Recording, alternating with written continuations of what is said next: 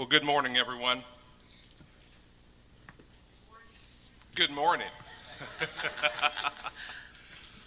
New year, back to an old reliable place for meetings. Glad to see everybody here. It appears that for the last year, every quarter we look and we've lost some more of our folks.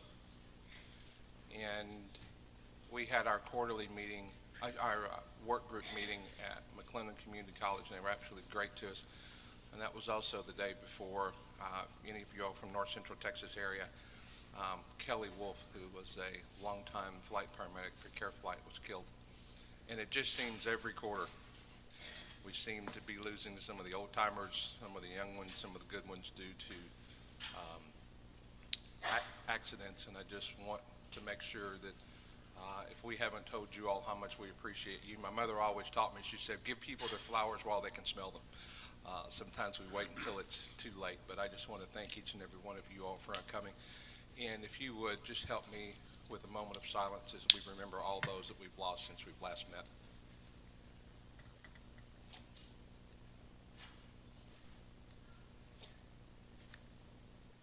Thank you. We'll go ahead and call the Governor's EMS and Trauma Advisory Council Education Committee meeting to order. Roll call. I guess I'm here. Gary Bonewell? Here. John Creech? Here. Dr. Gonzalez? Here. Jeff Hayes? Here. Robert Nappage? Here. Greg LeMay? Here. Laura the Fevers? Here. Oscar Salazar? Here. Dr. Villers? Here. Kelly Weller? Okay, -1. We do have a quorum. As I mentioned earlier, we met back in January with Dr. George and Steve down at McLennan Community College. Had a great time there, had a lot of participation, got a lot of things done. They have a beautiful campus. If you haven't had the opportunity to go down and visit, I'm just going to throw the invitation out there because they said we could come back whenever we wanted, and I know everybody else is invited back too. And again, thank you for those folks that could not make it. We looked at and discussed a variety of items. Get something set here.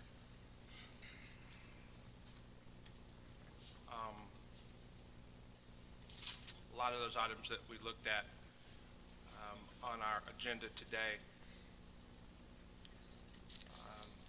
we tried to get as much done as we could within that time period. One of the things that was added to, and I'm going down to number 6 first, and we'll come back to it on 1 through 5, but number 6 was to select one committee member to represent Education Committee on the Trauma Service Committee Registry Work Group.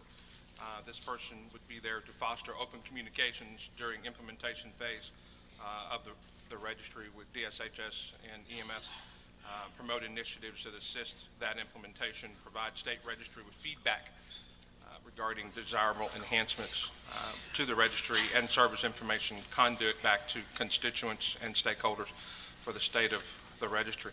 I say that in this group because we didn't have a quorum the last time. So as we come back, if any of you all are interested, we'll need to hopefully elect or appoint someone to that. So just take a few minutes to think about it, and we'll come back to that as our last item. Item 1, discussing statewide standard for EMS certification, equivalency, and transfer between EMS education training programs. We had a lot of lively discussion about this because it is something that is out there that we're trying to find out a fair and equitable way to do that. It's centered around equivalency versus transfer, because a lot of that's guided by the Texas Higher Education Coordinating Board, and we're talking about transfer between programs, and especially those people who were looking for college credit for experience at a non-college institution where you get your EMT, you get your medic, but then you realize I need to get my degree, I've already got the hours, let me go to a school, let me see if we can transfer those hours and get college credit for those hours. We actually polled at the last quarterly meeting in November. We polled every education program in the room, and if you guys remember, every program pretty much had a different way to have equivalency or to transfer students. I think this is probably going to be one of those items that's going to take us a little bit longer. There is no one set way. I think the conversion of hours, because there were a couple of issues, and one was conversion of hours earned through private education and college credit hours, and number two, application of other allied health care experience to EMS work education. And because we have the different processes in Texas Higher Education Coordinating Board and SACs and guidelines for each college and each institution, some institutions will not grant that unless you went to another college and tried to transfer in. Some will let you come from a private institution and transfer that in. I think the committee members that were there, we looked, and I think the big key word now that we're looking at is competency. Because I think that's what we're looking at. How is this person competent? I think once we got away from certain numbers and started to figure out, not necessarily, you scored an 80 or you scored a 90, but are you competent? Does the certificate or license that someone has show that they're competent, equivalent to the program that they're requesting to be transferred into? And that's across the board. It is different everywhere. We all know that, what do they call the last person who graduated from medical school? Doctor. But in our case, because of some other things that we have lesser hours and some requirements, they showed competency. So I don't think that minimum competency does not mean equivalent hours in education, and that was pretty much the discussion from the group. Nor does it mean that the objectives of the education programs have or have not been met. So I think the gist of the last meeting was that we would look and continue to kind of work in this process at our next session. Committee members that were there, anything else you want to share with committee members that weren't, or committee members that weren't? Your thoughts, please. I'm never one to not speak up. Have we looked at some of the other programs, other allied health programs, to see how they manage that? I think our best bet would not to try to reinvent the wheel. If there's other programs that are doing it, we could follow our nursing colleagues, probably our medical lab technician colleagues, and our even respiratory therapists, and see what they do, because I'm sure that occurs all over the place. We just need to get an idea of what that roadmap looks like. I think for most of the colleges, because ours is a little unique and a little different, sure, in that you can actually, with those programs, you can't get that license or cert without that college background, whereas ours you can. So I think theirs is a little bit different because of that particular factor. So when we have people coming in looking to get ours, there are some schools that will let you CLEP, let you test. Some schools will ask you to take X number of hours, and when you've reached that hour at that particular school that they've collected X number of dollars in funds from you, then give you transfer credit. Some of them will just give you credit. So it's kind of all over the board, but I think that's a good idea. Let's take a look at any other discussion from committee members. Jody, are we talking about college program to college program, or are we talking about you found a EMT class wherever and now you want to get college credit for that? I mean, there's kind of a apples and oranges there, it seems. True. It's actually both. If we have, and I'm going to use Dr. George's program since we were there, if someone came from Glenn College program because they moved or had a work change, or right in the middle of class and wanted to go from college to college, usually that's not an issue, usually. Some colleges do have an issue with it. On the other hand, what you said, if I came from Uncle Bob's program to McLennan, that transfer might be different, because what were the standards? Are they under the coordinating board, under other SysBeams, or are they under whatever? So I think this is probably, you're right, it is apples and oranges, and I think we probably got to peel away a few more skins, if you would, to try to get down to the heart of the matter. Jody, is there a problem? Define problem, Dr. Villers. Well, I mean, is this being tackled because there's not an available pathway? I understand it's confusing, or there might be different pathways, but that's no different than, admission requirements for any other school or whatever the case may be. But I just didn't know if there's been issues or something that's been brought up here that says that a medic has been unable to get credit. Yeah, I think we've had some students from certain programs, along with some of our colleagues here, that had students approach them, what would it take? And they keep finding a different answer all over. And I think they were looking to see if we could find some way to make this unilateral across the board. I don't know if we can make it unilateral, but I think we might be able to come up with some options for them, or somehow get that information. One of the thoughts that we had been discussing the other day was maybe this is something we asked that each program post, so that if somebody wants to know, instead of having to call all over, if you can go to the website where everyone is and say, what are your requirements, and figure out that way. But it sounds like it wasn't a problem, but it was a situation that had been brought to our attention that we'd all been asked to look at to see if there was a way to make this a little easier for everybody involved. More consistency in applying previous experience to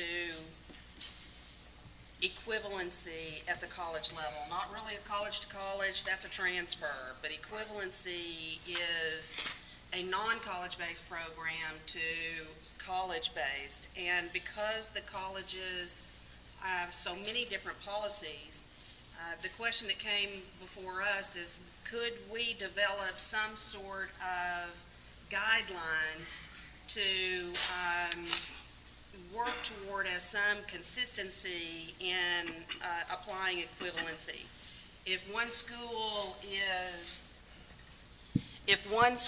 is asking for money, testing, attendance of certain hours, and another school says write the check and you got it, then that's where we're looking at the inconsistencies among schools. Jody, we're also looking at, once the EMT program is finished, and transferring those, trying to get credits for those, for that finish certification. So you're asking, did we have an EMT go through a non-credit program, graduate from that program, then approach a credited program to try to get credit for it? Correct. Is Yeah. that part of the program that we're talking about here? That's part of the issue. Okay. Yeah.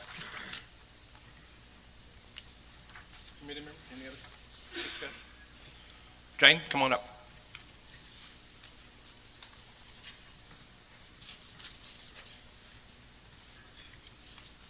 Hello, Jane Densmore, Percom Kilgore College Consortium. I just have a question. Would developing a similar pathway for the colleges to, so that we're all handling things the same way, would that assist programs like ours and others that either have accreditation or are seeking accreditation, since one of the requirements by KHAP and COAMPS is that we must have our agreement for how you're going to get that credit? If the state had a policy for that already in place, would that assist in that process through KHAP? Does that make sense? Mm-hmm, it does. Okay. All right. And I think it would. Because as it is now, everyone has to try to find someone to get a written set agreement with that KHAP and COAMPS likes. Mhm. And to me, what you're saying is that that might be useful for all of us out here that are private, that are seeking or accredited, because then it would be a state standard. There'd be nothing for them to argue with, no matter what you had there. Yeah, true. As long as you had an agreement and everything was good and you were approved. And to get that equivalency in place, as Lori mentioned earlier, transfer college to college is easy. That one is easy. Not so easy the other way. Yeah, it's just not so easy trying to get them, and we're just going to take a look. The only snag that I know of, publicly snag that I know of, is that we will probably be really hard pressed to tell some of the colleges what they're going to do. I agree. We're going to be really hard pressed. I will I will tell you, mine will not do equivalency, period. They'll do transfer all day long. They won't do equivalency at all. Will they do anything with the credit by exam, et cetera? Let's say the person finishes, you mentioned EMT, and they just wanted credit for EMT and they were certified. They go through the certifying process, and they successfully achieve getting the certification, not just, hey, I have a course completion certificate from XYZ program over here, can I get college credit for it? But if they complete the certification process where they've met the bar that we've set, would that help the colleges in making that decision so that, this person has achieved this bar? It's not that they're just showing up with a certificate from ABC Joe's Bar and Grill EMT school. I mean, would something like that as a criteria help as long as the person becomes certified? I mean, is there some criteria like that that would make it more palatable, I guess? Currently, there isn't, and if you go back to the discussion we had 5 or 6 years ago, and it took us 3 years to define what a patient was. Yes. I think it's going to take us another 3 years to define the term equivalency I agree. as to what it is, because you and I, Jane, might be fine with the fact Department of State Health Services, National Registry issued you this certificate, you're good, but then that college says, yeah, but you only had to do this much to get it. At our Right. program, you had to do this much, therefore it's not equivalent. So I think this is probably the next, I don't want to say long-term discussion. Is that better than saying battle? Yeah. I think this is probably one of the next long-term discussions that this committee, with input from everybody, because I think there's a way to try to make this work for private, public, college, all around, to try to make this work. So we won't solve it No. today, obviously, but I think in the next couple of meetings with input from a lot of people, I think we might be able to formulate something that we can come back with. Thank you. You bet. Any other public comment on item 1? Yes, sir. Oh.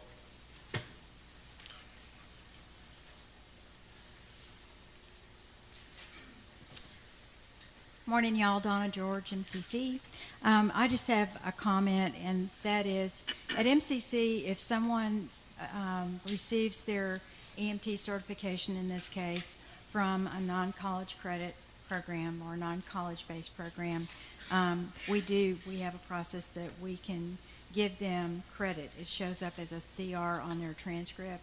They don't get college hours, but it does show up as a credit, and that allows them to move forward to obtain a certificate.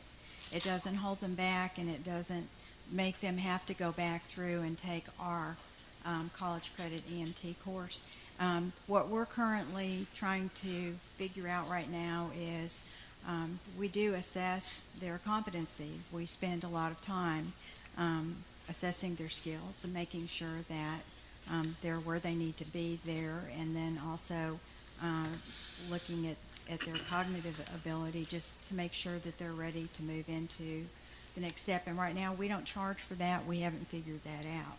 And so I think that maybe we can find some common ground as colleges in terms of granting the CR, the credit, not hours, but just the CR on their transcript, which would allow students to progress and obtain a certificate for an advanced EMT or paramedic program completion, but maybe look at how we assess competency in terms of all the required skills, and then if there's a process for looking at cognitive ability, so that we know that we're putting someone in a program that is in fact ready to go into a program. But I just think there needs to be a way to do it, because we have so many great folks out there that did not go to a college-based program, and they just don't need to be held back. And I agree, we're not going to be able to tell all the colleges this is what you're going to do.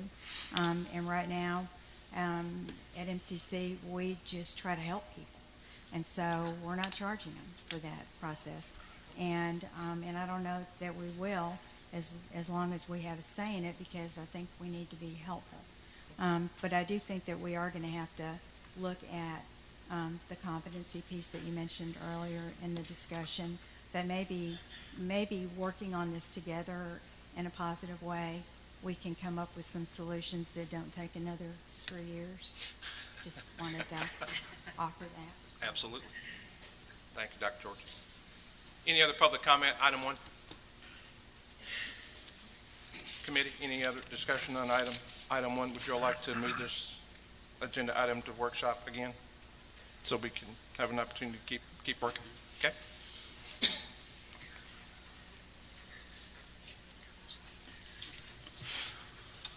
Item two, discuss the requirement of a medical director for EMS continuing education training programs. As a lot of you all know, we took on the gap analysis a while back and completed that and made those recommendations to Department of State Health Services. We've taken a look at the curriculum and had made some recommendations to DSHS on those as well. And when we looked at transition courses, the things that were going to have to be done, the committee did not want to set a standard per se on how you had to do it, but leave you with options. How your program, how you felt that you could best meet the transition needs in your area, as long as they were met, whether that was card courses or that was whether that was CE or initial ed or however it was done. One of the things that was brought to the attention of the committee, and it was probably by one of the committee members, forgive me, I can't remember, was that we had, or everyone had the ability, if you had a CE program and a CE number, that you could teach advanced level CE. Most of the transition is advanced level CE that we've been working on. We actually started this backwards, if you would, but we believe forward. We started with the hardest, which is paramedic, because that was going to take the longest, and we're backing our way into all the way down the first responder. And when we looked, we found that it was possible for someone who'd been teaching advanced level CE to teach a transition material without a medical director. Okay?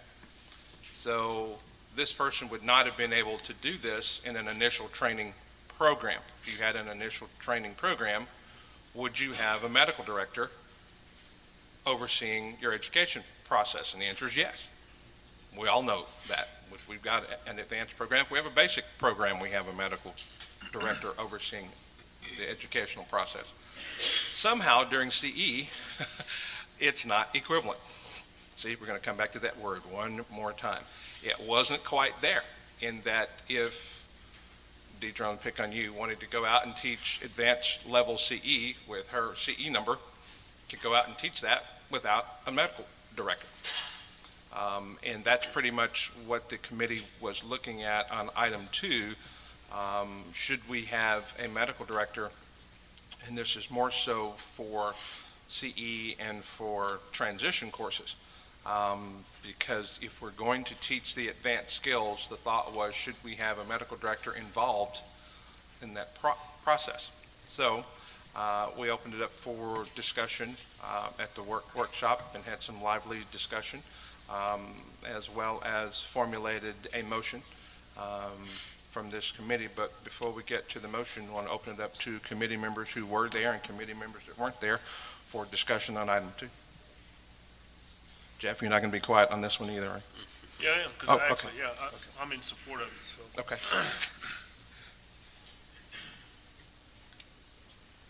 Any public comment?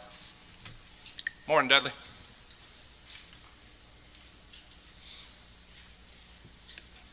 Morning, everybody.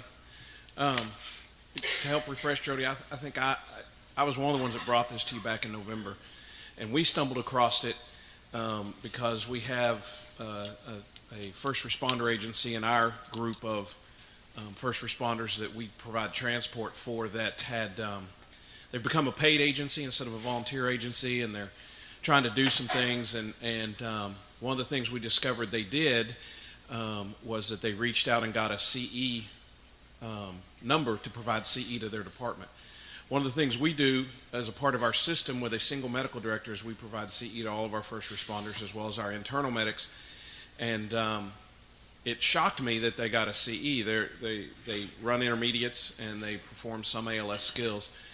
And so when we inquired as to how they got it, we found that because our medical director didn't sign off on it, that's when we found out you could get a CE number to teach CE without any medical direction at all, which seemed really kind of odd to me. Because you can't do anything else in EMS without a medical director, especially at the advanced level, but at any level. And so I brought that to y'all, brought it to the medical directors as well. I think everybody's in support. I think it's been an oversight for all these years.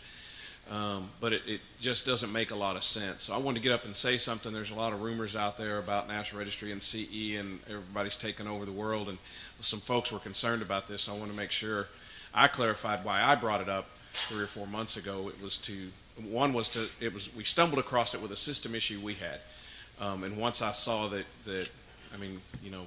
me and Lance could get a CE number and go out and teach, transthoracic surgery if we wanted to medics in the field, because you don't need a medical director. So that's why I brought it forward, and I appreciate y'all considering it and taking action. I'm assuming medical directors hopefully will support that.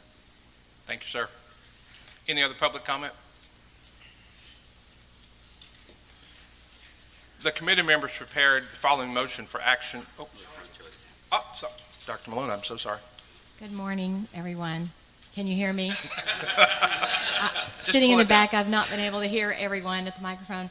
I am glad that Dudley brought this up, and I think it's an important issue.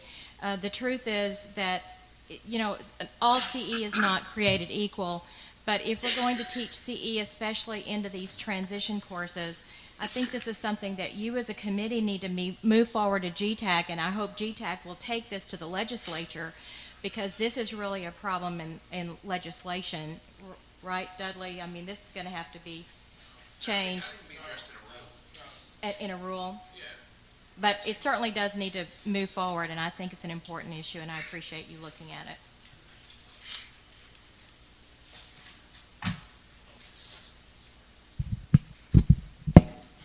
I'll make it my last policy before I leave here. Actually, what I want y'all to consider, though, is the transition courses. And let me tell you why we did what we did. Because those transition courses are a requirement of the National Registry. If we had done anything else, then it would have been a tax on our staff. And that was not our intention. Now, I don't disagree with you about the CE. However, that's what it is currently. And that was the easiest way to get these transition courses done. Now, transition is a finite time. You have to have these transition courses by a certain period. We've already told people if they want to teach a transition course, this is what you do. And I don't think we can go back now and tell them they have to have a medical director. So you can push the transition course to the side as far as for National Registry. But you can address CE for the continuing education program. And we can do that very easily, actually. Any other public comment? Any other discussion from members? I'm going to bow my head. If someone comes up, tap me again. Okay. Committee members prepared the following motion for action on February 27th, 2013 GTAC Education Committee meeting, and it was very short. Recommendation to move forward to GTAC is that all EMS education programs in Texas, including those for CE, must have medical direction oversight, unquote. We just made it pretty quick, pretty easy. The committee felt that there was some concern was expressed, though, that this motion didn't have a lot of language in it, and we just want to make sure that it would encompass CE. But the motion is that all EMS education programs in Texas must have medical direction oversight. So moved. Second. It's been moved and second. Discussion? Committee? Public? Hearing none, all those in favor, sign of aye. Aye. All those opposed, same sign. Motion carries. We will move that forward to GTAC. And Dudley, thank you. I couldn't remember who, because at meetings everyone's throwing stuff at you, and but yeah, this one was pretty easy for us to move forward. And I think it was just that. I think it was a loophole that just got there and just never quite got closed. Item 3, discussion, negotiation of contiguous state regulatory agreements by DSHS for the purpose of out-of-state clinical field experiences required for Texas EMS training programs.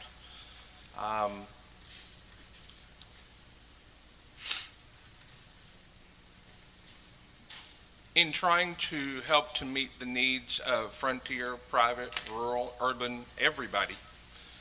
And I will tell you, clinical slots, the educators in the room, you all know they're getting harder and harder and harder to find. And especially for those border regions that have difficulty because they may not have an urban area close. And even in those urban areas, sometimes it's just getting harder and harder and harder to maintain quality clinical agreements and quality clinical sites to help someone find a way to help them get selected clinical agreements outside. We identified the need for this accredited education program, and members were concerned that borders closed by regulatory issues sometimes undermine the principle of national accreditation.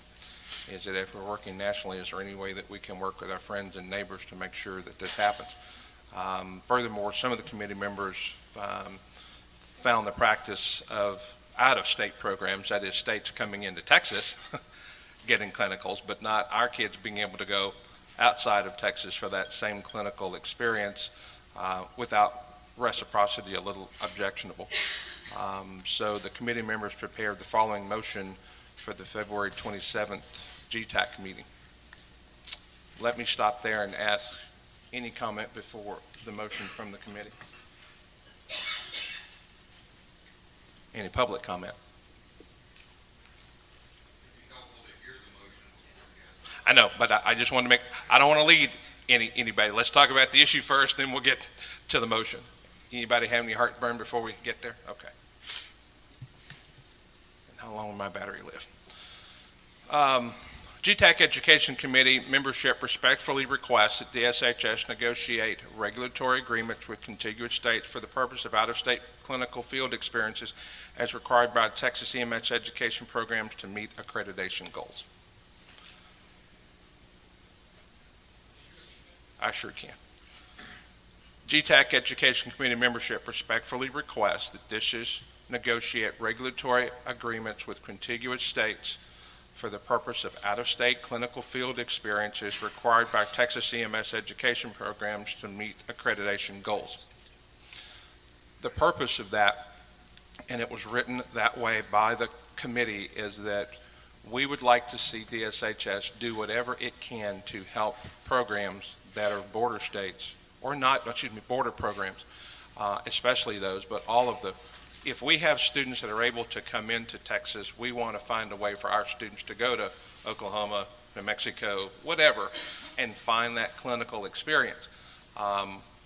It was our understanding that part of the issue was that if a Texas student went to Oklahoma, and let's say it was a paramedic student, and that paramedic student, let's say we have a medication error, okay? And we have an intermediate outcome. They didn't die, but there were some issues.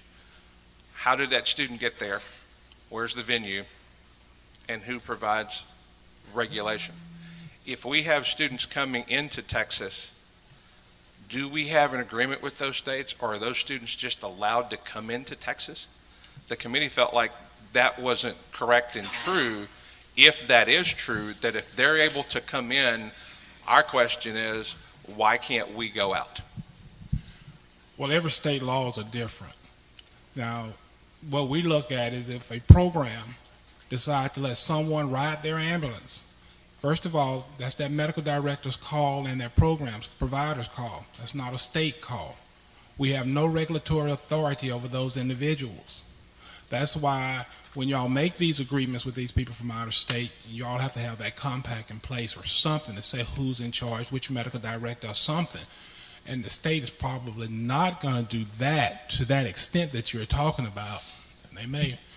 But what I would look at is look at the contiguous states. What we would probably be more amenable to is a contiguous state then so many miles within that education facility. So that way that medical director can have that agreement with the medical director close by, and they can get together and decide who's in charge or whatever. I don't think he wants the state to do that. Maxie, if we have, I heard what you said. how do we let students from Oklahoma come to Texas?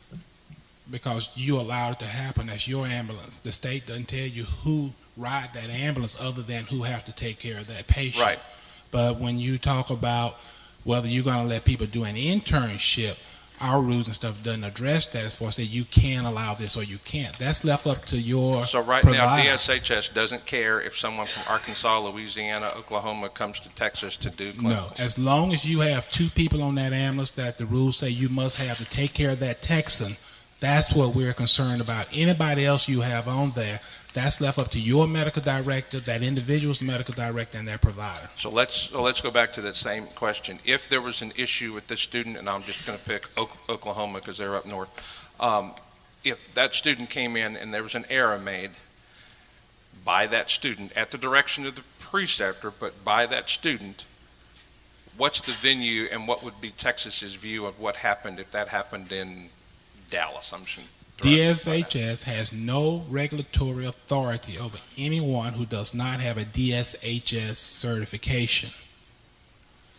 Those 2 people that's on that ambulance that have our certification will be investigated. So that student could basically come in, make the error, and that student would have what kind of liability? As far as the state is concerned, DSHS regulatory authority, there is none. Right now, you could put anybody, your cousin on the ambulance and let them do something. There's absolutely nothing DSHS can do to that individual. Now, we can get that as long as you have 2 certified people on there to take care of that patient. Now, that's a different agency called a court of law because you're going to get sued. That won't be DSHS, but that lawyer, somebody's going to sue you for allowing these people to do this. So we had some issues back in the past with programs in Texas going out of state to get clinicals. Was it that DSHS didn't have any regulatory authority over that? Part of it. Also, this is a Texas student. This is a Texas student on a Texas program. We have authority over that program in Texas. We don't have authority over that program outside the state of Texas. So if that program went and got the correct contracts with the providers out of state, is there particular wording that needs to go in those agreements? You only talk to your lawyer, but we don't allow that currently because it's a Texas program. And currently we say anything that is involves a Texas program must be done in Texas. Okay. I'm going to Keep on, we going there. Yeah, we are. So what do we need to do to assist our rural and frontier brothers and sisters if clinical space is not available in one spot, but it is in another spot? What do we need to do as far as documents, malpractice insurance? What do they need to do, or what can DSHS do to assist them in getting those clinicals even though they're out of state? It's called a rule. We will have to develop a rule.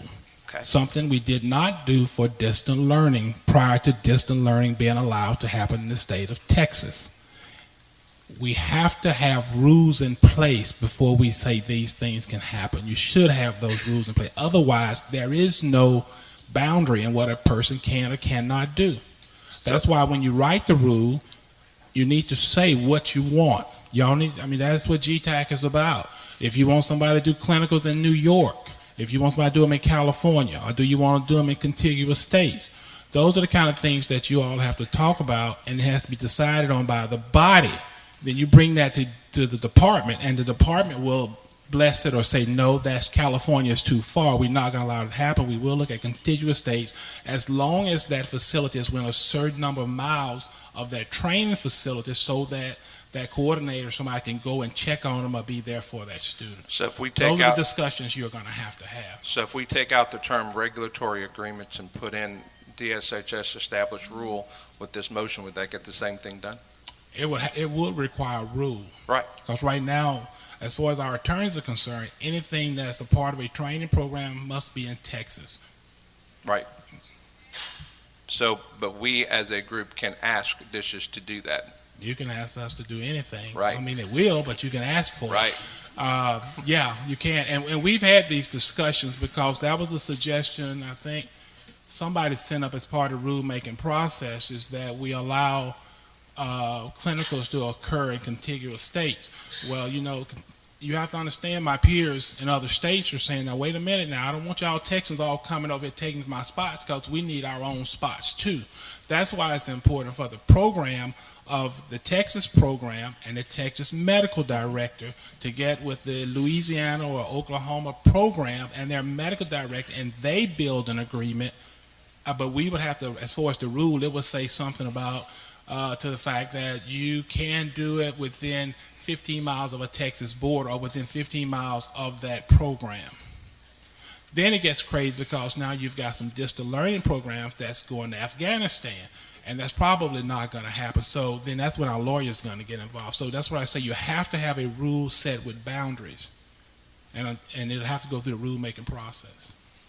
Committee, with what you've heard in the, The motion will be fine. I mean, as far as, I don't think DSHS is going to establish that agreement, but probably something to the effect that we look at agreements with contiguous states and then figure out how we're going to do it. so DSHS is not going to establish the agreement, but DSHS will have to establish the rule.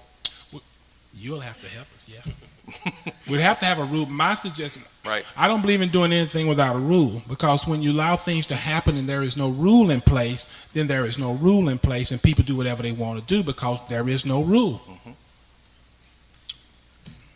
So I would rather see a rule in place before we start doing this, or at least get a policy in place that we can put into the rule once the rule is adopted. I think the committee members help me out. I think the intent of this, because we've had 2 or 3 constituents approach us with this issue, and we wanted to find out what we could do to assist them. Remind me, it was our intent to ask for DSHS to assist in making this happen, and today we've heard we need a rule change. I don't think it was our intent to say, got to go do it, but it was our intent to support that we do whatever we can do to help those programs. Right, and that's why I say your suggestion should be, or in the form of a motion or whatever, should give us some direction. If you want in contiguous states, or any state, or within a certain number of miles between the facility and the hospital, whatever they're going to use, those are the kind of things we need from you. And I think that suggestion. was part of the, where it says GTAC Education Committee membership respectfully requests that DSHS negotiate regulatory agreements with contiguous states. Right, but when you look at contiguous states, we're looking at a lot of miles if somebody want to go to southeast Louisiana as opposed to southwest or western Louisiana. And I think It's a too little different. that probably that's where and I'm stepping into a different role now personally, I think that's something I want to let DSHS decide. I just want to say that it's available in that state. How far it goes, I would think the entire state, that's just me, because if Leon Charpentier has a great program that's 60 miles away, but the rules say 50 miles away, but my students are now trapped because of 10 miles, Right, but you have to just want put to see some state. boundary, and that's the recommendation you will have to give us. You also have to look at if something come up, our staff should have to go or whatever, that's out-of-state travel. So that's the kind of stuff I'm talking about, that you all have to consider when you're making these type of motions and stuff. Committee, we have discussed this at length in workshop, discussing it today. Any other thoughts? Do we want to amend the motion? Do we want to? I'm still confused on the contiguous issue. To me, why limited? That's my feeling.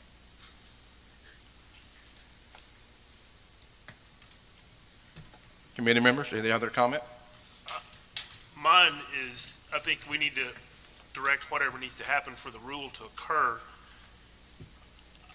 I can't wrap my head around the mileage issue. To me, airfares, air flights, people can be on a plane and be somewhere to deal with an issue within 4 hours, pretty much anywhere in the United States. I mean, I don't care about what it costs the state for travel. That's not my problem. My problem is if I have a student that is getting good clinical experiences in northern Minnesota, then so be it. If there is agreements there, I just can't get my head around the fact that we're going to limit a program by mileage. I can't wrap my brain around it. Any other committee comment thus far? Public comment. Morning, Shirley. I just had a thought as you were discussing the mileage being a limiting factor there. I think the mileage per se is not going to be your limiting factor. I think it's going to be how far the administrator of the program is willing to travel to have those agreements with the other programs. So rather than having a 50-mile limit, if you could include the whole state, but are you going to be willing to travel to southeast Louisiana? Probably not. So more than anything else, that's going to be, I think, your limiting factor. And that's certainly going to be up to the program director, as far as he or she's willing to go. Absolutely. Linda, good morning. I really hate for us, we really need to not limit education, because I'm hoping some people who went through Sandy will come down from New York and get some of our good training that we could help them with. And equally so, I'm sure that there are other states that could teach us a lot too. So when you put a mileage on anything, that's pretty limiting. So I think in the days of getting on my laptop and communicating with someone on the other side of the world, we have to remember our training also has to be throughout the United States and even global. Thank you. Good morning. This is a Be sure issue. and tell us who you are. Justin Boyd, EMS Committee. I'm from the panel, right? Yeah. This is an issue where we're at. We're one of the ones that brought this. I appreciate you addressing it. Something else that you can think about and kind of spin in a different way is that we're actually losing educational opportunities as well, because the state does recognize reciprocity in this whole process too. So we've actually got people, because of the clinical restrictions, that are traveling out of state to get their certification. Once they get their certification out of state, then they're from Oklahoma or wherever, then they're filing for reciprocity from the state of Texas, and it's being granted. So they're actually still getting their clinical rotations. We're just not getting the benefit of it in the state. So where is that line that we're looking at? We want to allow them across the state line to participate in clinicals because we have a rule or we have a governing body that says, you know, we don't want to have a relationship, or that relationship's too difficult. But the students can go across the state, go ahead and get that education from that complete state, and then come back and get their license, and guess what? They're back in Texas practicing medicine, or attempting to. In the back of the name, it's their medical director. So that's just something to consider. For a lot of us, that's even more appropriate and cost effective, because we can send them over there. It's a closer clinical site. We got good reputation with them, as opposed to having to drive. I know, like in El Paso, they have to drive like 300 miles one direction. So I mean, there really are some geographical restrictions that you need to take a look at. And then besides, the state offers reciprocity, which I'm not opposed to that, but that's getting around it through the back door, so to speak. Thank you, Justin. Even though when many of you come to the mic, I know who you are, but we are very fortunate to have TTAF televise this for us. So if you come up, just be sure and state your name so everyone on the outside will know who you are. Jerry Densmore with PERCOM. I've got a couple of points on this issue. One, rules are designed to tell you what you can't do, not what you can do. So be very careful if we go to writing rules to design it to regulate but not constrict. And in my opinion, out-of-state agreements, in-state agreements, it's all the same. They start IVs in Louisiana the same way we start IVs here. To me, the thing you need to look at is adequate oversight, put that into the rule, how you're going to monitor these sites. You just mentioned TTAF. This electronic communication is all over the place. I can have a meeting with somebody in Afghanistan just the same as if I flew there and sat down across the table from them. So you don't necessarily have to drive all the way to some site to have oversight and have a discussion with the medical director or the ops director of that service or whatever. There's plenty of ways that you can manage oversight without having to physically be in a location. But I'd be very careful if y'all go to write rules to write them in a way that doesn't constrict and restrict so much that we can't get done the job. But do put language in there to make sure that there's adequate oversight, that everybody feels that this isn't just some off the reservation, nobody's checking on it, nobody's taking care of business. Okay? Thank you, Jerry. You two hold hands, come up same time. My name is Eddie Walker with Life EMS Academy in El Paso. One is that the mileage thing doesn't need to be there. It needs to be the contiguous state. From El Paso to Albuquerque is about 245 miles, and you can bet that I'm willing to drive that if I can get affiliation agreements with a service or hospital in Albuquerque for my students. I'd rather have them drive 245 miles than 635 miles like they do currently. Second thing, I agree with Jerry about the rule thing, and I was trying to pull up 15732 a while ago, couldn't get it, but if memory serves me correct, then the rule says that the students have to do rotations with a licensed EMS provider, and it doesn't say a licensed Texas provider. And in the definition in the EMS rules, it talks about a provider as someone having a license to provide emergency and non-emergent transport. So if we need a rule to do that, okay. If we don't, let DSHS do a policy. They do it when it's convenient for them. Let them do it when it's convenient for us. But this is something that really needs to move forward. And if it's a rule change, my real concern is how long it's going to take to do a rule change. But it needs to be changed one way or the other. Let me clarify one thing before you come on up, Dudley. In that we are an advisory group, and we will advise the SHS. We will not be writing the rule. If you notice, we don't write rules. We make recommendations on a ton of things.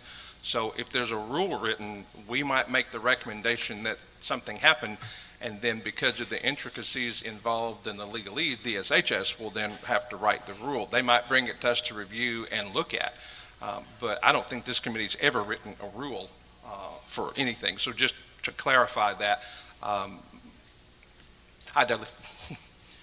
Dudley Waite, City Assurance EMS. It's like you read my mind when I walked up here. I was going to suggest a couple of things. One is I have a friend whose wife just became an RN. She went through the Excelsior program, which I believe is based out of New York. She did her education herself and tested in San Antonio, Texas, and went to Wisconsin to do her clinical rotations. And now she's a registered nurse here in the state of Texas and practicing in an ER in the San Antonio area. I don't think we should be afraid. I think Jeff's comments were highly appropriate, as well as Jerry's. We're in a different time than we were 3 years ago, 5 years ago, or 10 years ago when some of these rules were written or last touched. And we are in a much more mobile society, and we're a much broader society. I will tell you now, in the state of Texas, that I have been approached by education organizations from across the state, some 300, 400, or 500 miles across the state, to sign clinical agreements so that their students who live in San Antonio but for some reason are in their program, maybe they're away at college, maybe they're doing it online or whatever it is, but they've never been to my site. We've had teleconferences, we've had back and forth emails, we've had some webinars, but nobody's ever driven 400, 500, 600 miles to come see me to establish a clinical agreement to get some of their students through our program. I think part of your deal is going to be addressed on agenda item number 5 about medical director involvement. The stuff you were talking about, if a student comes over from Oklahoma and has a medication error on a Texas ambulance, that's all about medical direction. Today, if that happens, so if Lance's program sends me a student and they have a medication error on my truck, we own that. Absolutely we do. And it's not going to be any different if I get a student out of Oklahoma or Wisconsin on my ambulance. We still own that medication error. And so I think we can get into some of that. And then the last thing I wanted to mention is kind of going against what you said. I agree. Committees don't write rules. We make recommendations. One of the things I've learned during the GTAC process over the last 10, 11 years is if you think you want this to go forward, I think making the recommendation you've made, I think is powerful. But I would suggest you put a work group together, and you've had some great minds come up here to talk about this issue because they're impassioned about it, either because they live on the border or they don't have clinical sites where they are and there's some available to them a few hundred miles away that their students would take advantage of, is get those guys together and craft what the industry thinks that rule needs to have in it. That's what we did when we opened up 157 entirely, is we said, hey, here's what we think the rule, so it needs to say this, but it doesn't need to say that, and this is old, get rid of it, but add this stuff because this is new, is make the recommendation for a rule, but to save time, put that group together, tell them to come back to you in May with their recommendations of what should be in that rule, and send that up right behind your recommendation to make a rule, so that they know what is important for the educators, the people who are going to be making these agreements, what's important to you to make sure is in rule, and so that we follow the same or better, or so we follow requirements in making those agreements out of state like we have to do already in state. But I would send that up behind it. Maybe it's identical to what's in Texas already, but I would send that up the chain either at the same time or behind it, so that DSHS has some direction, or else they come back with a purple truck and you had envisioned a pink truck, and now we're way apart. So, Thank you, Dudley. Any other public comment? Committee, we have the motion. Let me read it again. GTAC Education Committee membership respectfully requests that DSHS negotiate regulatory agreements with contiguous states for the purpose of out-of-state clinical field experiences required by the Texas EMS education programs to meet accreditation goals. Can we change that? Yes. Can we, okay, Can we change the we motion? have an amendment. Do we want to, I need a first, second, then we can. Okay, sorry. First? Second? Okay, discussion. With the current, because that was the one that was prepared at the work group meeting. Now, so. Yep. Okay, this is a political lobbying. Legal people tell me if I can do this or not. I'd urge everybody to fail that motion, and then we can come back and get a much cleaner, better worded motion to accomplish what we need. Because that basically doesn't say a whole lot other than requesting DSHS to look at it. I don't have a lot of confidence in that. I have more confidence in what Dudley's suggestion was, or us to develop a better worded motion. So what do you want to do with the motion? It's made and seconded. We're at the discussion phase. I had my discussion, so. Okay, anybody else? My issue is contiguous to, I would want that dropped. I agree. Okay. Any other public comment? Okay, so we have a motion on the floor. I think what you're saying is you personally want to do away with it and let's start over. So let's just vote on the motion and then we can go from there. All those in favor of this motion, sign of aye. All those opposed, same sign. Aye. Okay. I love Robert's rules, right? So the motion is denied. So now, I understand we would like to bring this one back to the work group in April for discussion and work and preparation to prepare to DSHS, correct? Correct. And what I'd like to see is we invite some of our colleagues that are interested in this process to come to that April meeting, because it's going to be here, right? We hope. And then we get together, and if that takes the whole time that we're working to work through that language, then so be it. That's the only thing we get done. But I'm with Eddie, I'm with James, Jane, I'm with Dudley. This is something we need to get this established. Okay. When we establish the meeting date, this will be one of the top priorities on our list to finish at that date, and I believe we don't have any other commitments. That's why I said I believe so. So I think, yeah, we can do that one here in Austin. Okay. Okay. Item 4, discuss the quality of online EMS education training programs in Texas. This has been on and off of our list for the last 2 meetings, and every time it doesn't do anything.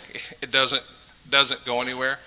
I'm going to ask the committee as well as the public, because whatever the quality of online education training programs is so vague, and it's so, we could be here forever. Are we talking about testing? Are we talking about equivalency? Are we talking about admissions? This is one of those wide-ranging topics. Committee members in light of getting everything done before the next committee meets, would you all be okay if we just table this one today? Yes. Is it possible to remove that from our agenda? Yes. I make a motion that we remove this discussion item from our agenda. Second.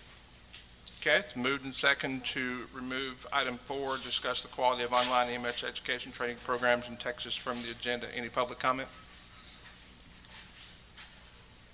None. Committee members, all those in favor, sign of aye. Aye. All those opposed, same sign. Done. Item 5, review GTAC Medical Directors Committee position paper regarding education program, medical directors' responsibility for clinical care provided by EMS students during students' clinical rotation.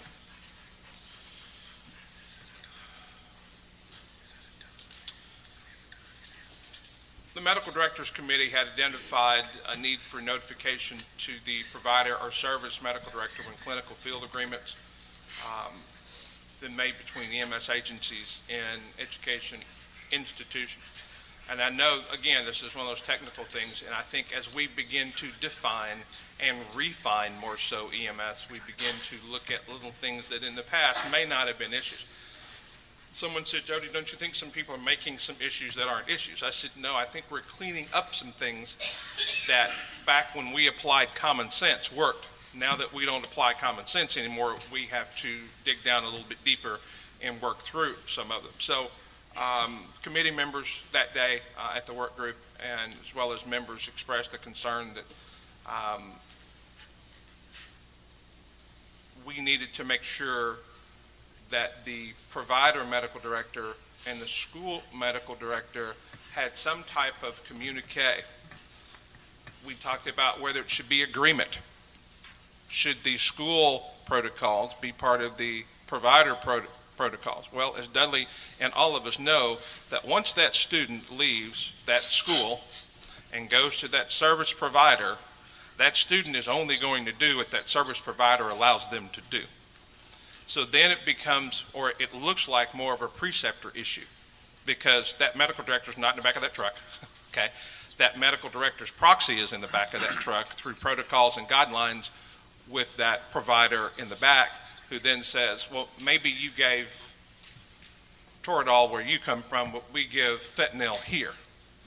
So do you know the dose? Do you know this? Do you know that? So whatever happens in the back of that box is really going to be at the provider service level of that person in the back who's precepting that particular student.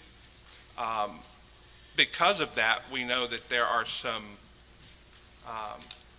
issues that some programs feel like, well, if they're not doing what I want because we're teaching them, there's a problem. I think the issue then becomes, if you have an agreement with a provider who's not giving you what you need, you go find another provider, okay? Or you understand that we're not doing cookbook medicine anymore. All of us should be teaching evidence-based. And if we're teaching evidence-based, we know what's best. And if we have to work through some anecdotal things, fine. But this agreement certainly looks like both sides need to understand what the other side's doing. We all know that there are certain things we might have, I'm just going to phrase that very hardly. There are things that we teach in theory because they're supposed to be taught, and I think students shouldn't be picking up bad habits during clinicals. Let them pick up bad habits later. We know there might be a little difference, though, but we on the education side, we've got to teach it what we think is defensible, correctable, syllabus, goal and objective based, okay? You know, whether I take my IV and go in at a 45-degree angle, but your preceptor says no, go in at 30. Well, nobody's wrong, but there's going to be a test somewhere, and one of those items is not going to be correct on that test. So we have to understand that there's some different nuances. We discussed at length the best way to try to get this done was to get both sides together. Well, as everyone has mentioned, we have a lot of electronic means now. We can all I can take my wonderful, the screen will stand long enough, my iPad and FaceTime you, and we can sit and talk and challenge and email things back and forth and still have a meeting to get something set up. Do we want some peer review from time to time, face to face? Absolutely, need that. All this led to the question of whose responsibility is it to notify the medical service director, because we also understand that there may be an agreement with a school and a provider that that provider or service medical director does not know even exist. Okay, that medical director, Dr. Moore, would never happen to you, but you might have someone over at East Texas, a program that's writing there that you may not know that student's there. So we want to find some way that the program medical director and the provider service medical director understand each other and that they're there.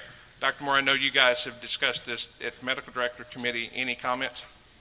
It also comes down to Can I get you to come on up so we can? As I recall, it was, as I recall, also an issue of insurance. Whose insurance is covering that student? You know, is it my insurance as medical director of the clinical program or the EMS system, or is it the education program's insurance that's covering that student if he makes an error, breaks a tooth during an intubation or whatever? So it's more than just my protocols.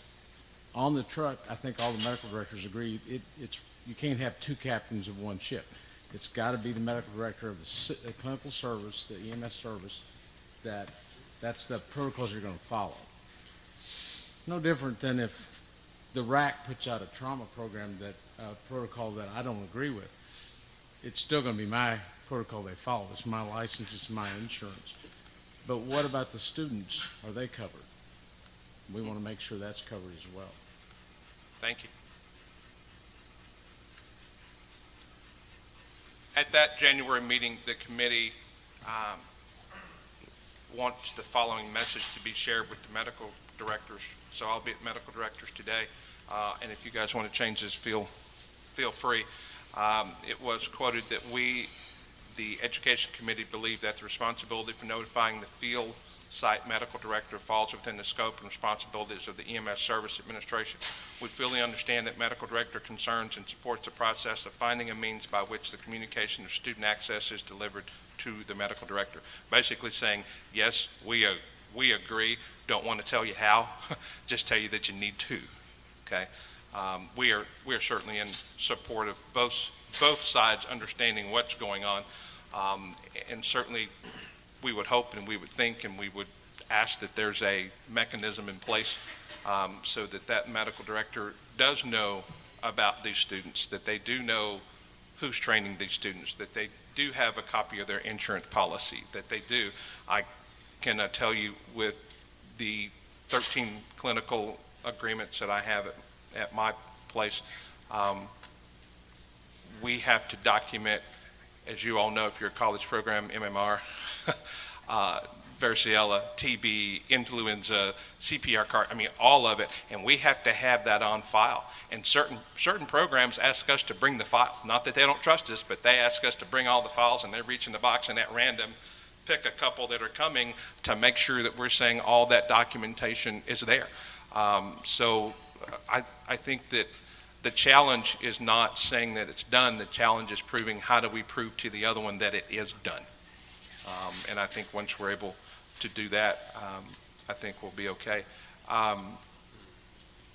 Committee members, discussion? Jody, is this not addressed in any way in the accreditation program? This covers more than advanced. It also covers basic. And basic does not have accreditation requirements that are national. If that language exists in the accreditation program, can it not be looked at for EMT rather than reinventing the wheel?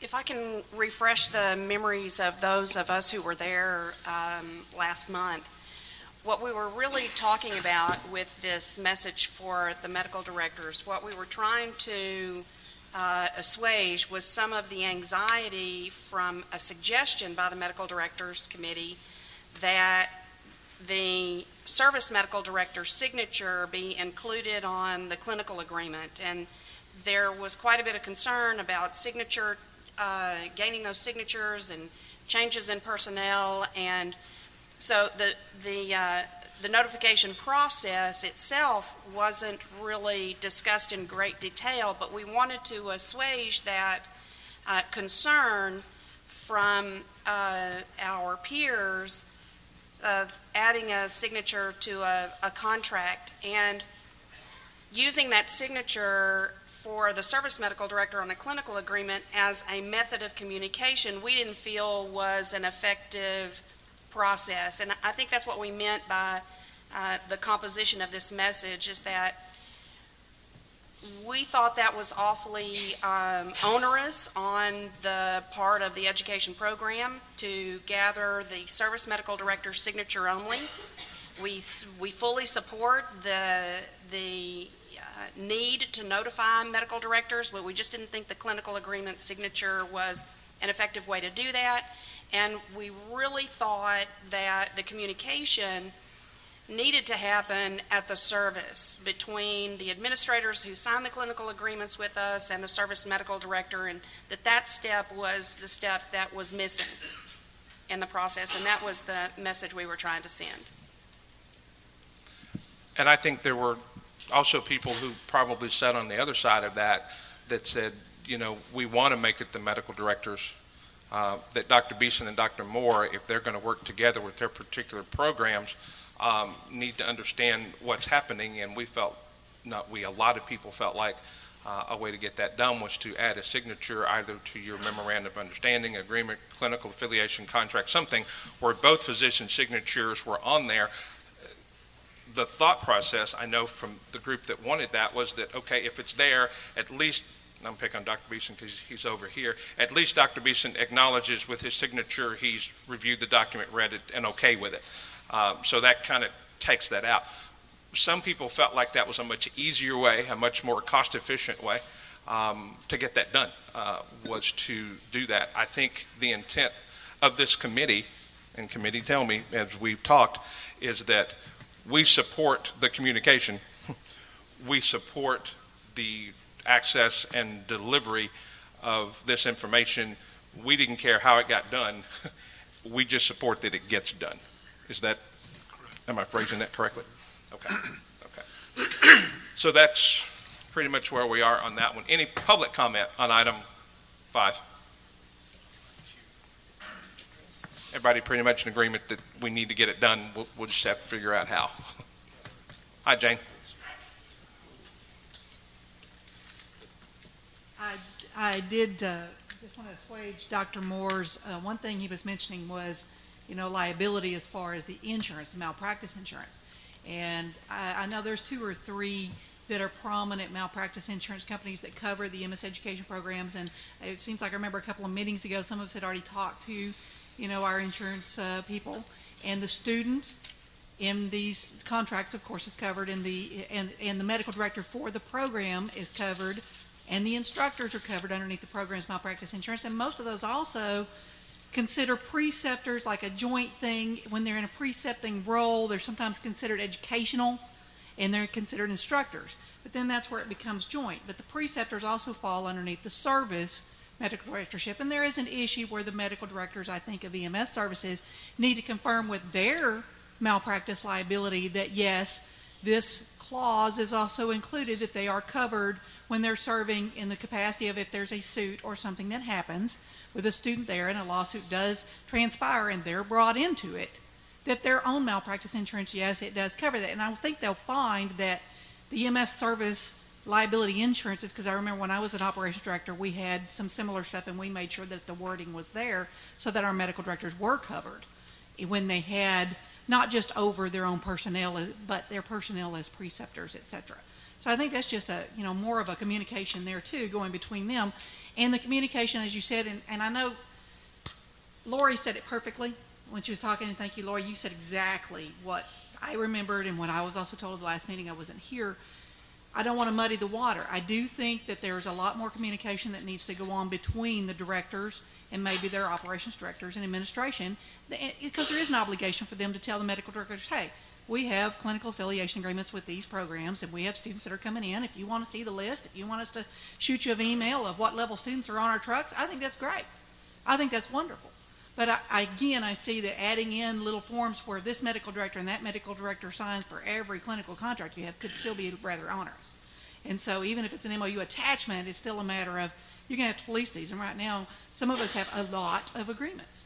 And so we want to make sure that there's nothing that's an onerous thing on the programs. But I do think there is more communication that needs to go. But I think it's more, in my opinion, between the EMS services, medical directors, and they need to be letting each other know and talking. And then if that doctor needs to know, well, if he says, hey, who's the medical director for that program?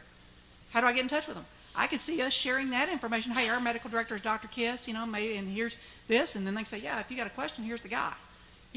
So yeah, communication can happen, but I don't think it takes signatures and a lot of forms to do. We just need to talk. And Jane, the only thing is talking we can't document. And this is true. And I think that's the biggie, that if Dr. Beeson and I have an agreement and I told Miss Trusty to tell you something and she didn't.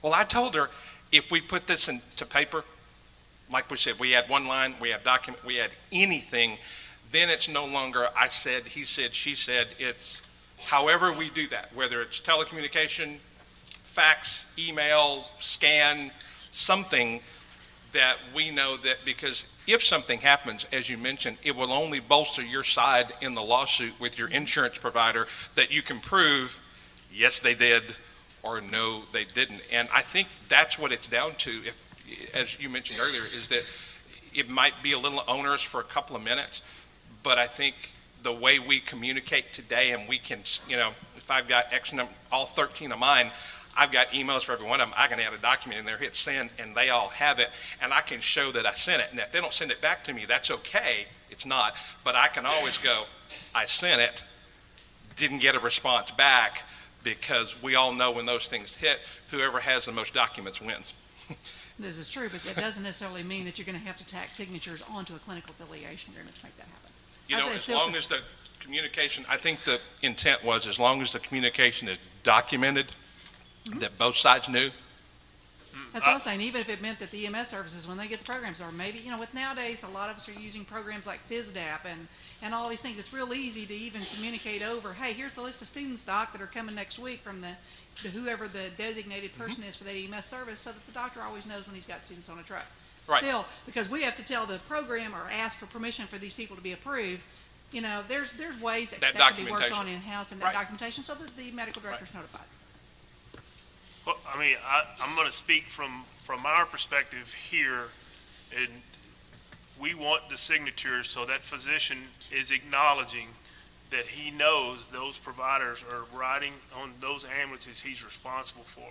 Because when he signs it, woe be unto him that if he signs it blindly, okay, you're taking on the risk there, dude. You're issued. But I really encourage us to really think about this. It needs to have that signature. So when I walk into Dr. Beeson or Dr. Hinchy and go, we just got served with a lawsuit. Why? Well, we had this happen. Okay, well, I didn't know they were riding. Well, actually, yeah, you did, because here's your signature on the piece of paper acknowledging it.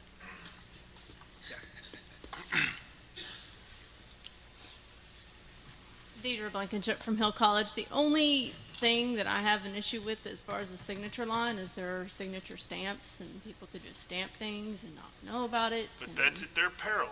If they I authorize agree. that stamp, that's at their peril. So that's the onus on the medical director or the physician. Dr. Moore, I think you would agree with me. You're the one that authorizes that stamp to be created, and you entrust that individual to protect that stamp. And if they stamp it, you're willing to own that. I agree. I wouldn't want a signature stamp from my medical director. I'm going to pull them in. And you're coming here, but just throw that out there. Sure.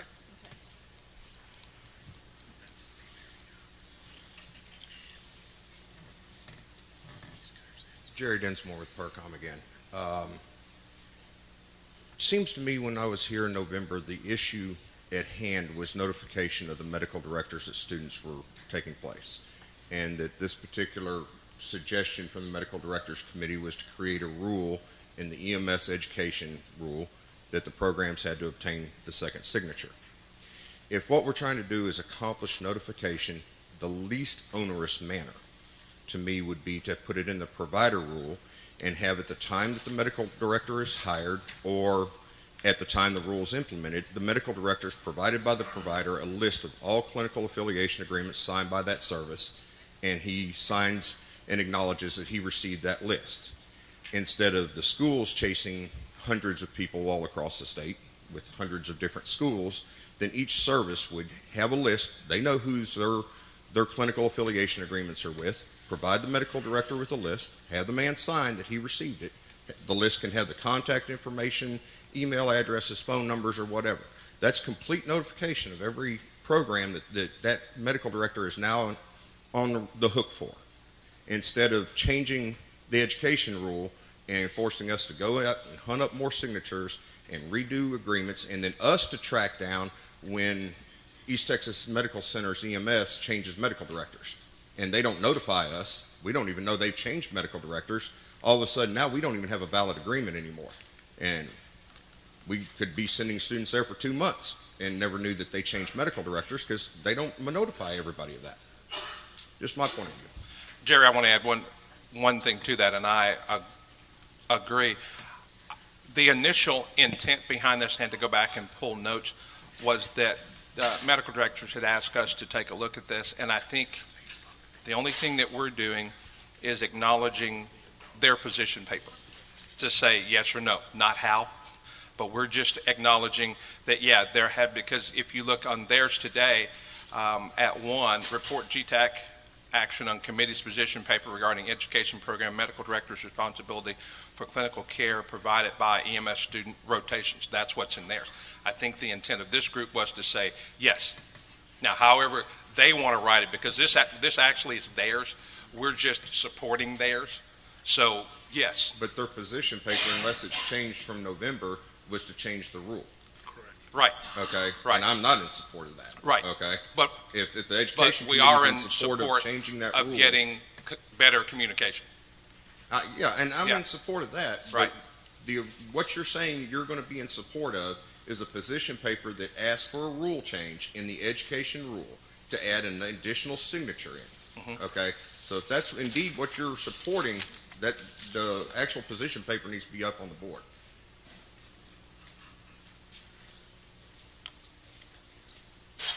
One of the things too that, let me just throw, Jerry, you brought up some, no, come on up, in that we've had some documents that I've asked to be put up on board, and DSHS will not put those up on their listserv or because they are not rules.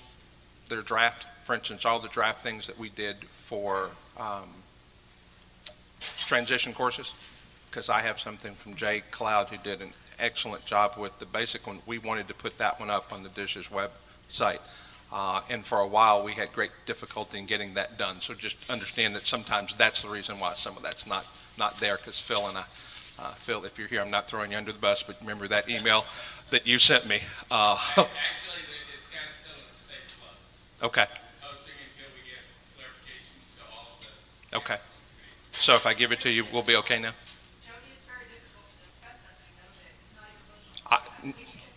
I understand, but I don't have access to put it up. That's, yeah. Yeah, got it. Okay. We'll get them up. Okay. That one's actually up. Okay. I would have stood up here, but I didn't want to block their view of you. Good morning. Brian Norris from San Antonio Firefighters. I can tell you we've been through some of this very recently in San Antonio, and it has added some hardship and kind of has sparked this discussion in the San Antonio area about who is going to be allowed to ride on our ambulances, what purposes are they going to serve on those ambulances. So before you support a rules change for this, it sounds to me like this is a local type issue to where you need to increase communication with your medical director that somebody's trying to make a statewide issue. It should be settled on the local level. If you don't have that line of communication with your medical director, then you either need to find a new medical director or you need to get some agreements in place. It doesn't seem to me that a rule change is necessary here because you have such a wide gamut of things that your students are doing on your ambulance. In San Antonio, they're observers. They could be providers in other places. They could actually be doing skills. And so to put something in as specific as that into a rule I think ties the hands of a lot of different people and puts a hardship on the different providers. And so I would caution you in supporting a rule change for that. I think it's a communication issue that needs to happen at the local level, not the state level. Thanks, Brian.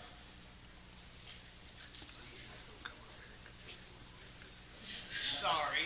Norton, Dr. Beeson. I'm Jeff Beeson. I'm very conflicted. The problem we have to remember is Texas is a delegated practice. It's not a local issue. This is a statewide issue. And if we can't agree on this, we can agree on one thing. There is grayness, or a lot of gray, to if our students are covered under a delegated practice or not.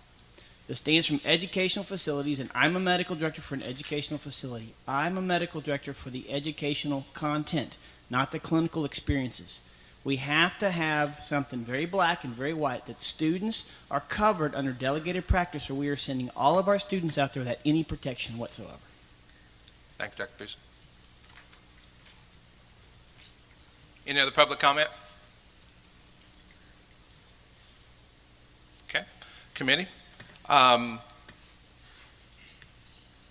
We had the statement we read earlier that was prepared by committee members in the last workshop meeting. Tell me your pleasure.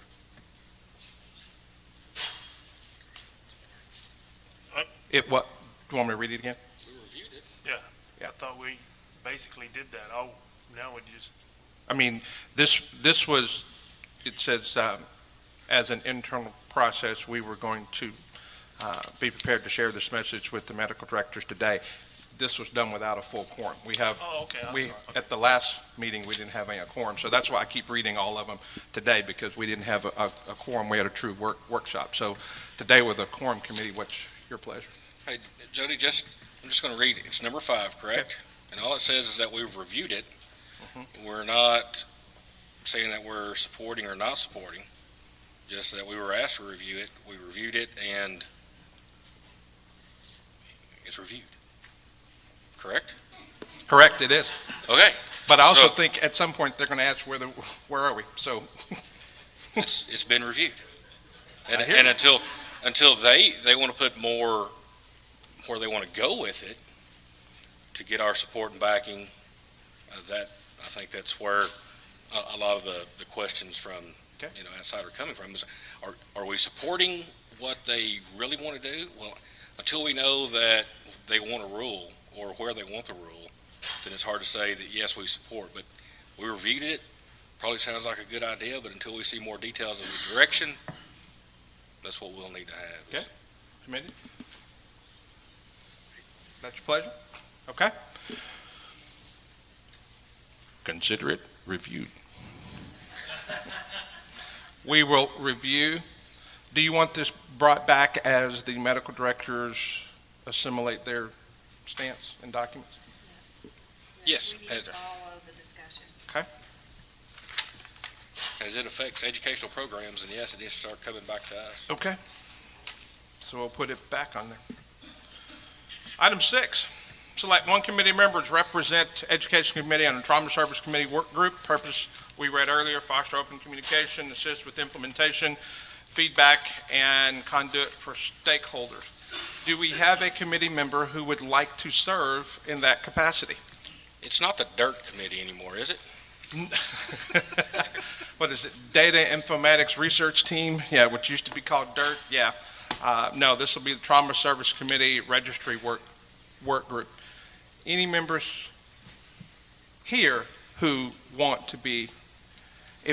Lori, remind me, at the last meeting, I know that Kelly Weller and John Creech have both expressed interest in representing the EMS committee. John, since you're here, I'm going to ask you, is that something you would like to do? Sure, I'd love to do it. Okay. Okay. Kelly's not here. Should we punish her by putting her on it because she's not here? Edge Kelly. We won't do that. Do you want, John? Is that? I'd love to serve. Okay.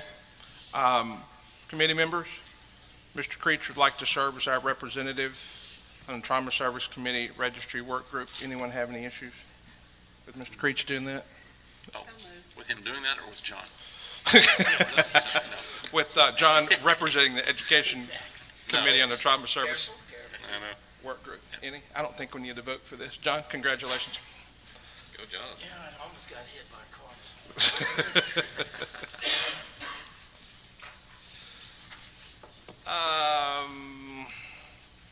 So we will take item 1, transfer, continue to work on that one to see what we can come up with. We know that's going to be a long-term process.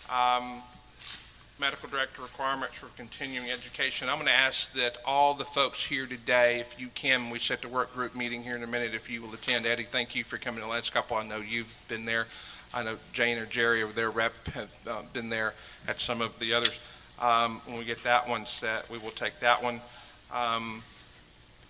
The item 4 is gone, and then item 5 we have reviewed, and item 6, Mr. Creech was appointed pretty much by the committee.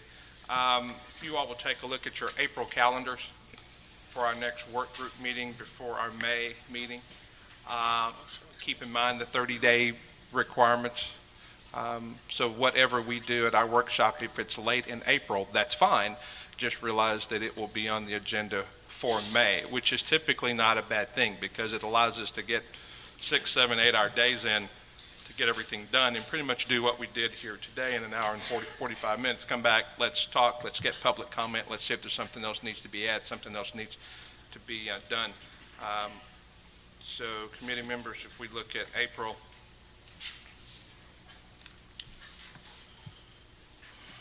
But 12? that's what I was looking at, April 12th. Does that work for committee members, Mr. Navich? Or excuse me, Captain Navich? Looks good for now. John? Gary? Dr. Gonzalez? Yep. Good? Lori? Dr. Villers? Greg? I'm good. Okay, do we want it here in Austin? If possible, Jeff, can you make Yeah. that happen? Yeah, I'll try to get the LRC. Okay. When you do, send me an email so I can send it to Dishes quick, and we will move. Is there? Okay. So we'll move those items forward to the next meeting and move from there. So April 12th, 2013. Anticipated location will be the Learning Resource Center here in Austin. We try to do the best job that we can, and I appreciate Phil because whenever those things come up, he'll send me an email, and we try to make sure and get those documents back so we can get those posted so that everyone will know that we're going to be here. Anything else? Jody? Yes. I would like to bring quickly something up. Okay. There continues to be a resurgence of heartburn about everybody in Texas eventually being National Registry certified or having to be. It's not been on the agenda since I've been on the committee. It's not been talked about in work groups. And with me personally, it hasn't been talked about in private.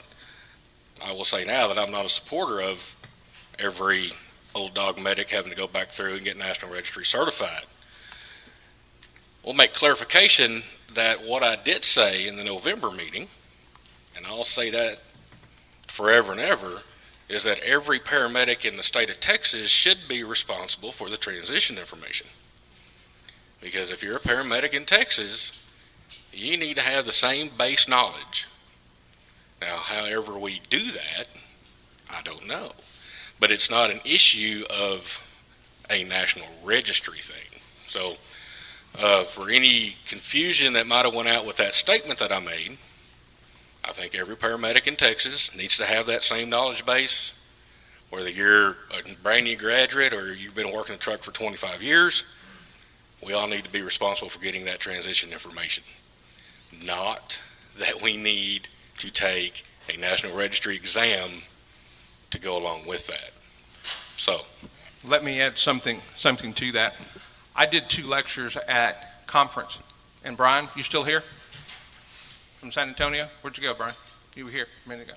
Brian and I had a discussion when Brian asked me about National Registry, and this is what I said. He said, do you think we'll ever have to be National Registry? I said, at some point, for CE to work, for the matrix to work, for reciprocity to work, for other people coming in and out, I told him, I said, and Jake, I think you were there, and I know you were, I said, at some point, we might have to look at National Registry. And my statement was 5, 7, 10, 15 years from now. I'm just like Robert. I don't see it anytime soon. Don't think it should happen anytime soon. Don't want it to happen anytime soon. I'm just like Mr. Nappich. That I said. I did not say that we should, that Jody, because the statement came back to me was, since you brought it up, Robert, that Jody said we're going to have to be National Registry. Jody did not say that. Jody has never said that.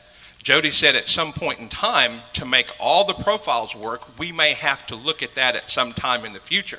That future, I think most of the people in this room will not be still doing this anymore. Okay? Not that if that gets put on our radar by dishes and we have to deal with it, we deal with it. But that has not come from me, and I've gotten emails and phone calls and people saying, you said we're going to be not. That is not what I said at all. Someone asked me, did I at some point? At some point, we might have to, okay, at some point. I see that happening if a long. So, Robert, thank you for bringing that up, because I wanted to just dovetail into that to put that little baby to bed publicly. Mr. Bishop. That reminded me, Severo Rodriguez, the new director of the National Registry, will be at GTAC at the the council's meeting on Friday. I would encourage you all to attend that meeting. We call him Trey. Trey is actually a Texan by birth and attended UT San Antonio. So I am really happy that we were able to get him as the new director of the National Registry. And going back to what you said, you all have been talking about, you have to be nationally registered in Texas if you want a certification, an initial certification. Let's be realistic about it. And I will also say, this being my last meeting as your state director, that's something you all really need to start talking about. Not that it's going to affect any of you dinosaurs in here, but those students who are currently becoming national registered, because it is a requirement by rule that they have to be national registered, you need to start thinking, is it time now to start thinking that those students that we are requiring to be national registered, that they should maintain it? In a discussion, not a mandate, but you need to start looking at it, and we need to start working with the National Registry. I think now that we have a Texan in there who is willing to listen and work with us and understand how we do things here, he's more likely to make some changes than they are making changes at the National Registry with distant learning and some of the other things they're doing. So it may be time for Texas to start looking at National Register and see if we want our people that are becoming certified now to maintain it. That's a discussion. Only a discussion, but I think it's one that need to be had, because when you start talking reciprocity and stuff, you all need to talk about that, but you also need to talk about a curriculum. Everybody in Texas is not teaching the same thing. That is the problem with reciprocity. That is the problem with everything we're doing here with these programs that y'all talked about earlier. Until we all get on the same page, teaching the same things to these students, equivalency and all these things will be an issue, because we're not teaching the same thing. And lastly, thank y'all. Man, it's been a good 6 years. Maxie? And we are credited. I want to wait till the last thing, and since you made it the last thing, I want you all to know that you've had an ally that sometimes you probably didn't realize that Maxie is an ally. Maxie has vision. Maxie has goal. Maxie is a bull in a china shop some days, and I'll say that publicly. Maxie's pushed me to do better. He's pushed me to do more. Many of you all think that he and I agree all the time. We don't. We've had some knockdown dragouts behind closed doors, but I will tell you this. The one thing Maxie Bishop loves is better patient care and better EMS personnel in Texas. Now, sometimes you may not have seen that or you may not have felt that, but I know that that was Maxie's vision, his goal, and his dream was to move that in that direction. In the past 6 years, I think Maxie's challenged us with accreditation and several other things that we were finally able to get done that in the end, I think when the smoke clears, you would say that we're probably much better off for it. And I think without that vision and value, we would not be there. Mr. Bishop, thank you for your service. Thank you for your time. Thank you for your effort. And it has been a pleasure to serve with you. Thank you, Maxine.